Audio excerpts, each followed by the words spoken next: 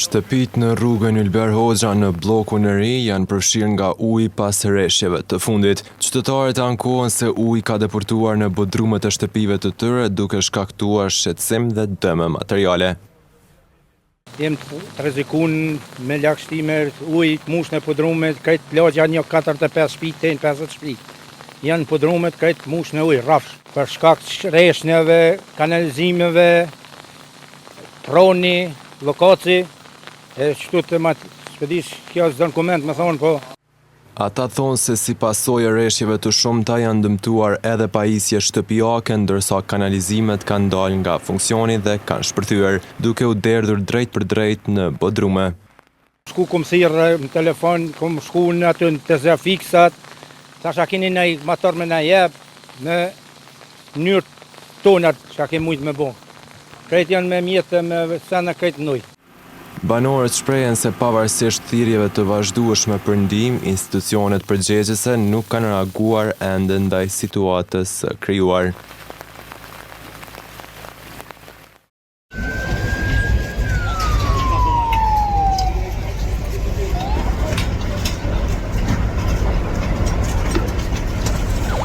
Pas ditën e sotme, flakët kanë përfshirë fabrikën Komodita në Gjakove, cila gjatë kësaj dekade ka qenë një nga shpresat më të mëdha të Gjakovës. Ky është një lajm i trisht për qytetin e Gjakovës, por edhe më gjerë. Lutemi që të mos ketë humbje jete dhe që dëmët të jenë sa më të vogla. Televizioni Syri shpreh solidaritet të plot me biznesin Komodita, krenarinë e qytetit, me pronarët e këtij giganti industrial si dhe me menaxhmentin dhe të gjithë punëtorët. Fidim Agushi, zëvendës togu në brigadën e zjarfiksëve në Gjakov, tha se për zjarrin është raportuar rreth orës 16:50 minuta.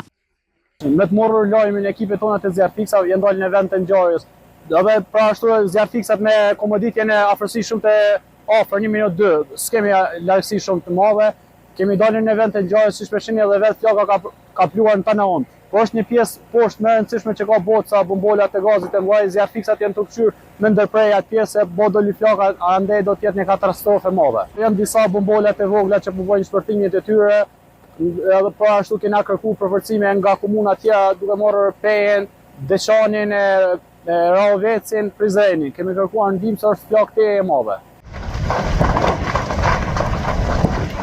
Deri në këto momente, bazuar në informatat e pranuara, nuk raportohet për pasoja në njerëz. Megjithatë, verifikimi plot i situatës dhe i pasojave eventuale do të bëhet pas shuarjes së plot të zjarrit. Televizioni Syri ndërkohë do t'ju mbajë të informuar me të gjitha të rejat e fundit nga ky rast.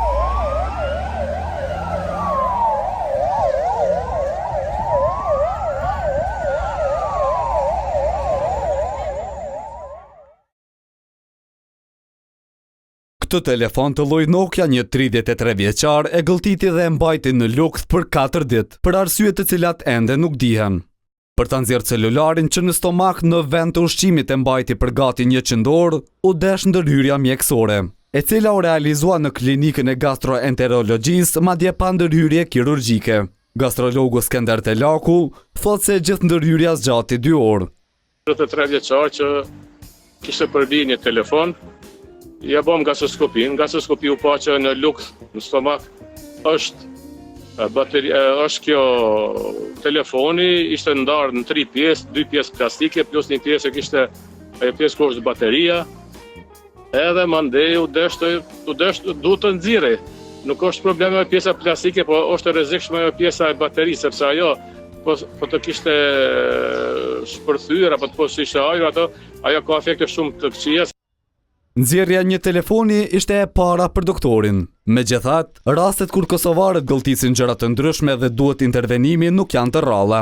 Faqen time është aty. Kemi nxjerr para 1 muaj, 2 muaj, kemi nxjerr bateria. Bateria nga stomaku, kemi nxjerr si brist këtyre të thojnëve, kemi nxjerr proteza. Femër time ndej tash karrierën time proteza ka qenë më vështirë sepse ajo i ka skajt edhe mbëzuara. Kjo sa do kudo ka qenë më e lëmura dhe e kemi nxjerr. Po kemi nxjerr trupat u gjilpërat, mos flas, copat mishit, ashte. Ndodhi. Identiteti i personit dhe rrethanat se si ndodhi ngjarja nuk u treguan. Megjithatë, sipas doktorit, gjendja e pacientit tani më është stabile.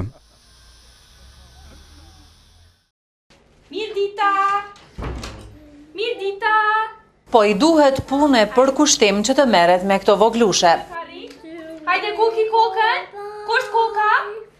Logopedja e re Elsa Kpuska po merret seriozisht me zhvillimin e të folur dhe shkatësive të tjera me fëmijët që kanë këto pengesa.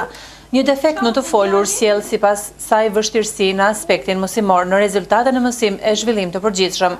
Si mas preventive, logopedët e specializuar sjellin ndjenin e tyre mbi gjuhën, zhvillimin që në fëmijëri të hershme. E Elsa thotë se ka me shumë pasion këtë punë humane. Zakonisht punoj me fëmijë me spektrin e autizmit, e cila nuk është një sëmundje, është një çrregullim neurologjik që ndodh në tru, është më për masa globale dhe punoj me ta më së shumti nga gjithë çrregullimet e tjera. Pastaj është belbëzimi, mungesa e rrjedhshmërisë në të folur, që ndodhet tek fëmijët edhe tek të rriturit. Nëse nuk trajtohet me kohë, ajo vazhdon edhe gjatë kohës kur rritet fëmia. Pastaj me fëmijë me çrregullimin e artikulim të tingujve, që dhe ajo ndodh te fëmijët e moshave parashkollor. Ajo merret me të gjitha kategoritë e fëmijëve, që nga 2 e 3 vjeçarët e deri te adoleshentët dhe thotë se sa më herët që shkojnë te logopedi, aq më shumë rezultat arrihet. Çka po bën vajza?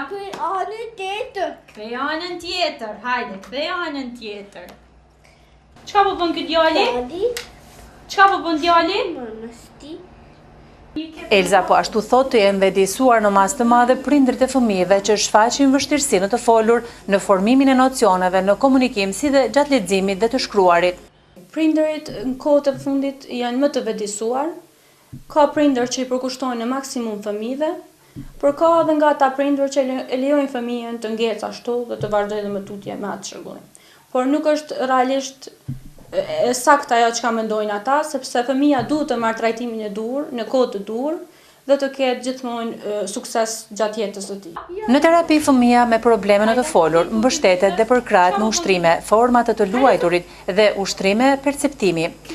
Aty ai mund të balancojë defektet dhe të gjejë një mënyrë që të përshtatet me vështirësitë që ka. Kush e ardh?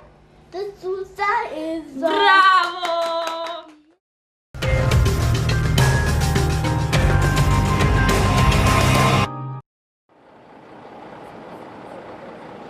Në bibliotek zakonisht shkohet për të lexuar.